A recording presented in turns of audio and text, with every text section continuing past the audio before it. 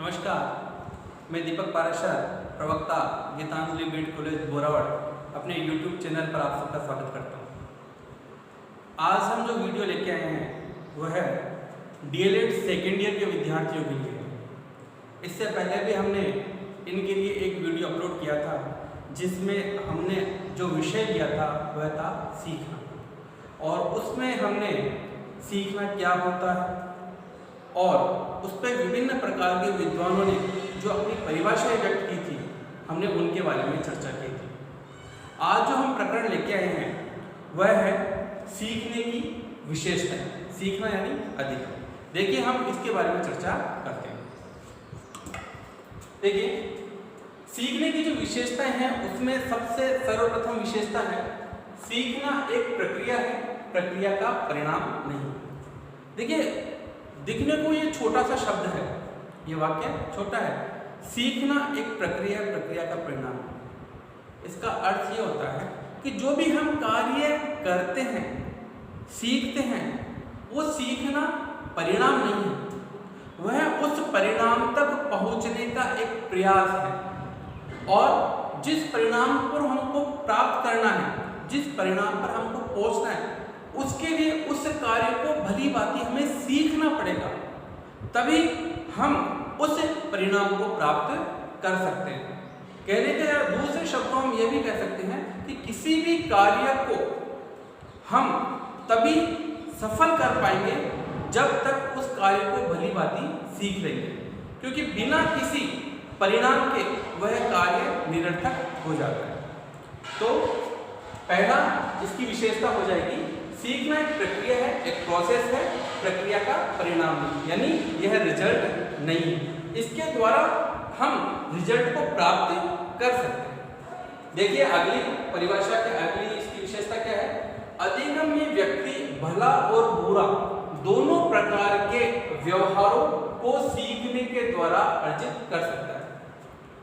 ये मान के चलिए कि कोई भी व्यक्ति किसी भी कार्य को करता है या किसी भी कार्य को सीखता है, तो यह नहीं होता है कि वह अच्छाई को सीखेगा, वह बुराई को भी सीख सकता है। वह गलत संगत में पढ़कर विभिन्न प्रकार के ऐसे क्रिया भी कर सकता है जो उसे नहीं करनी चाहिए। तो सीखने की जो प्रोसेस होती है वो सकारात्मक भी हो सकती है और नकारात्मक भी हो सकती है। इसलिए जब एक बच्चा किशोरावस्था, युवावस्था या बाल्यावस्था में जब विभिन्न प्रकार की क्रियाओं को करता है, तब हमें उस पर आवश्यक रूप से नजर रखनी चाहिए कि जो भी ये कार्य कर रहा है, जो भी ये कार्य सीख रहा है, इसका परिणाम क्या होगा। क्या ये सही तरह से कार्य कर रहा है, सही तरह से कार्य को सीख रहा है, या किसी गलत कार्य को सीख रहा है जिसका अनावश्यक परिणाम उसको भुगतना पड़ सकता है। तो सीखने की जो दूसरी विशेषता ये है कि यह सकारात्मक भी हो सकती है और नकारात्मक भी हो सकती है। आइए नेक्स्ट, सीखने के द्वारा व्यक्ति को समायोजन और अनुकूलन करने के काम में सहायता मिलती है। देखिए, बहुत ही एक विद्यार्थी जीवन या उसके आगे जब व्यक्ति व्यावसायिक जीवन में प्रवेश करता है, तो यह सीखने की जो प्रोसेस है ये बहुत ही आवश्यक हो जाता है। क्योंकि ये मान के चले हम कि हम जब कहीं पर भी जाते हैं तो हमें वहाँ पे समायोजन करना होता है, हमें वहाँ पे अपने ही अनुकूलन स्थितियों या परिस्थितियों को पैदा करना होता है। वो कैसे कर पाएगा परिस्थितियों को पैदा? वह वैसे ही कर पाएगा जब वह उस कंडीशन में स्वयं सीखेगा कि मुझे यहाँ पर किस प्रकार से रहना है। अगर वह रहना सीख जाएगा तो वह अपने मुताबिक उन परिस्थितियों को एडजस्ट कर पाएगा, अपने मुताबिक उन परिस्थितियों को ढाल पाएगा, स्वयं उन परिस्थितियों के अनुसार ढल जाएगा। देखिए, नेक्स्ट है सभी प्रकार का सीखना प्रयोजनपूर्ण एवं उद्देश्यपूर्ण होता है। यह भली बात से आप भी जानते हैं कि जब भी कोई व्यक्ति किसी भी कार्य को करता है, उसके पीछे उसका कोई ना कोई प्रयोजन अवश्य होता है। यानी बिना किसी उद्देश्य, बिना किसी प्रयोजन के कोई भी व्यक्ति किसी कार्य को नहीं सीखता है। तो जाहिर है सीखने की एक ये व्यवस्था या विशेषता यह भी है कि हर सीखना अपने आप में क्या है?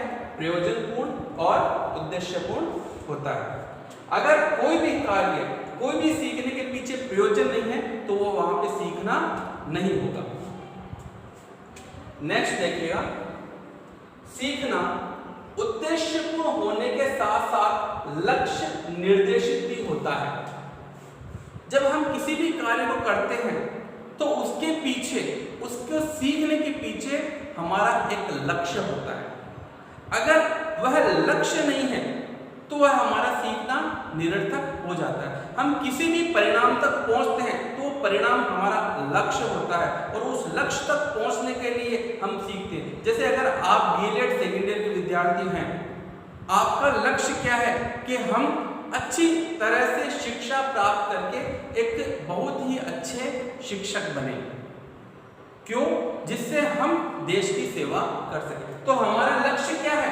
हमारा लक्ष्य है देश की सेवा करना, अपने आप को आत्मनिर्भर बनाना, यह हमारा लक्ष्य है। उसी के लिए हम क्या कर रहे हैं? यहाँ पर शिक्षक प्रशिक्षण महाविद्यालय में अध्ययन कर रहे हैं, तभी सीख रहे हैं। क्यों? हमारा लक्ष्य हमारे सामने है। नेक्स्ट देखिएगा, सीखने के द्वारा व्यवहार के सभी क्षेत्रों ज्ञानात्मक, क्रियात्मक एवं भावात्मक में आवश्यक परिवर्तन लाए जा सकते हैं। सीखने के द्वारा सभी क्षेत्र, चाहे वह ज्ञान का क्षेत्र हो, चाहे वह क्रिया का क्षेत्र हो, चाहे वह भावनाओं का क्षेत्र हो, तीनों में परिवर्तन आ जाता है। जब हम किसी भी कार्य को करते हैं तो जाहिर है अगर हम उस कार्य को जब सीख जाते हैं तो हमारे ज्ञान में वृद्धि हो जाती है। पहले जो कार्य हमने किया उसमें अब परिपक्वता नजर आने लग जाती है। क्रिया के क्षेत्र में हम जब किसी भी कार्य को सर्वप्रथम करते हैं तो हम उस कार्य को एक नौसिखिए की भांति करते हैं। सामने वाला देख के पता चल जाता है कि हम इस कार्य को नहीं जानते, मगर वही कार्य हम जब सीख जाते हैं, हम उसमें परिपक्व हो जाते हैं, तो हम बड़े ही आसानी से, बड़ी ही दक्षता से उस कार्य को आसानी से कर लेते हैं। और भावनाओं की बात अगर हम लेते हैं तो जब हम किसी की भावनाओं को नहीं जानते और धीरे धीरे जब हमारे ज्ञान में वृद्धि हो जाती है, हम भावनाओं को समझने लग जाते हैं, तो हम अगले की जो भी एक्टिविटी है उसको समझ जाते हैं और समझने के बाद में हम उसी प्रकार का रिएक्ट करते हैं जैसा अगले को अच्छा लगे। तो सीखने के सभी क्षेत्रों के अंदर यह क्रियाएं बहुत ही आवश्यक होती है। तो आज हमने जाना कि सीखने की कौन कौन सी विशेषताएं होती हैं। नेक्स्ट वीडियो में हम एक नए टॉपिक के साथ फिर आ जाएंगे। तब तक के लिए